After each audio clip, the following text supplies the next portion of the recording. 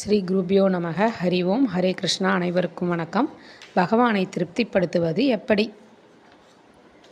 சாலையில் செல்லும்போது எவ்வாறு போக்குவரத்து விதிகளை மதித்து கடைபிடிக்கிறோமோ அதே போல நமது வர்ணாசிரம தர்மத்திற்கு உட்பட்டு செயல்களை செய்யும்போது எந்த பாவமும் நம்மை பின்தொடராது. அதுவே கர்மயோகமாக மாறிவிடுகின்றது.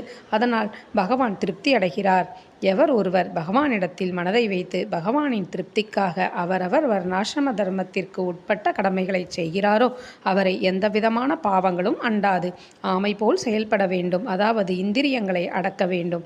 ஆசை இருக்கின்றதே, அது நிறைவேறினாலும் கஷ்டம், நிறைவேறாவிட்டாலும் கஷ்டம். ஆசை நிறைவேறினால் அதனால் கர்வம் வந்துவிடுகிறது. அதே சமயம் அந்த ஆசை நிறைவேறாவிட்டால் அதனால் மனம் கஷ்டப்படுகின்றது. எனவே ஆசையை குறைத்து கொள்ள வேண்டும். ஆசையை குறைத்து கொண்டு செய்வதால் பகவான் திருப்தி அடைகிறார். நன்றி. ஹரே கிருஷ்ணா. சர்வம் ஸ்ரீ கிருஷ்ணார்ப்பணம்.